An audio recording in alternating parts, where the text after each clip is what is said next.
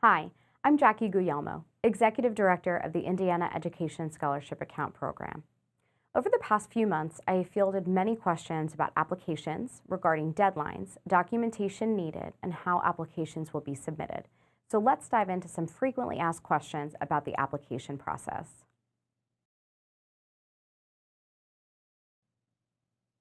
Since this program is brand new this year, we are currently in the process of building a secure, intuitive, and user-friendly portal through which both students and providers may apply. The application window for providers will open up in April of this year.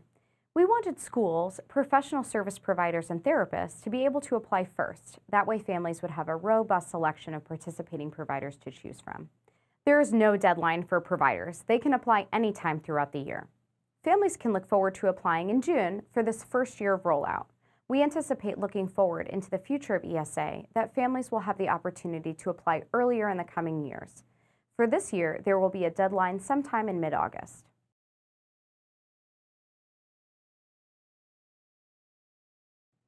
This is a great time to review the eligibility criteria for students. A student must have legal settlement in Indiana, fall between the ages of 5 and 22, be a student with a disability who requires special education, and meet the income requirement of 300% the free and reduced lunch income cap. Considering our eligibility requirements, a student applicant may be asked to upload a copy of their birth certificate, IEP, service plan, or choice special education plan, proof of residency, like a current utility bill, and proof of income, like a federal tax return.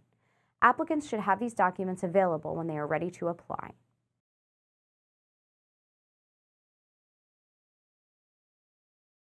Our portal will be set up so that a family will only have to register once, but will create separate individual applications for each eligible student.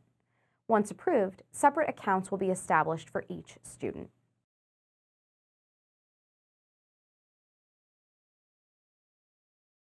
Yes, to ensure the student is still eligible for the program, the student must reapply each year and provide the necessary documentation to show proof of eligibility. But the process will be simpler when the account holder is renewing their ESA. Preference for ESA accounts will be provided to students who were account holders in the previous year. In addition, the student agreement must be reviewed and signed each year the student is participating in the Education Scholarship Account program.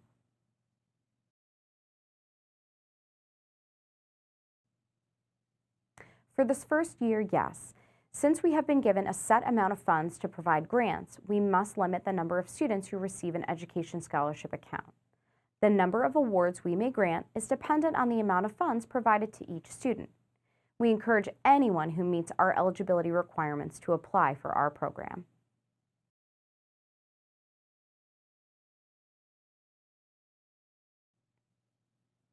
Yes. Each applicant will be assigned to a coordinator upon application that can help them navigate the application process.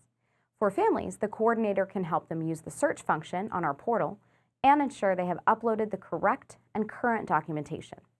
For providers, our coordinators will help to ensure their marketing profile in our system is clear, complete, and up to date. Our coordinators help their assigned cases to troubleshoot any issues while they are using the Education Scholarship Account portal.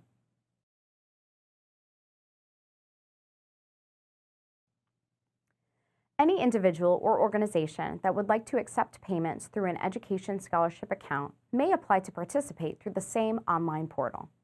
They will be asked for basic business information and may also be required to upload a business license and professional certificate, license, or accreditation proving their ability to provide that service.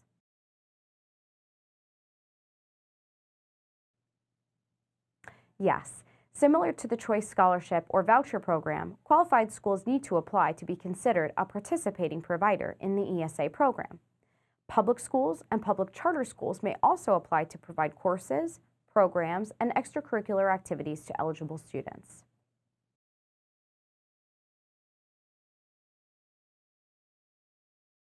Providers, including schools, will be prompted to review and attest that their information remains correct and may be required to upload up-to-date documentation. In addition, they will be required to sign the provider agreement each year they participate.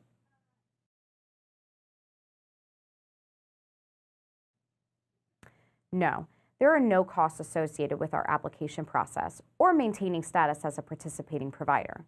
However, all providers will need to ensure their license, certification, or accreditation that is uploaded in our portal is valid and up to date, and there may be costs associated with that.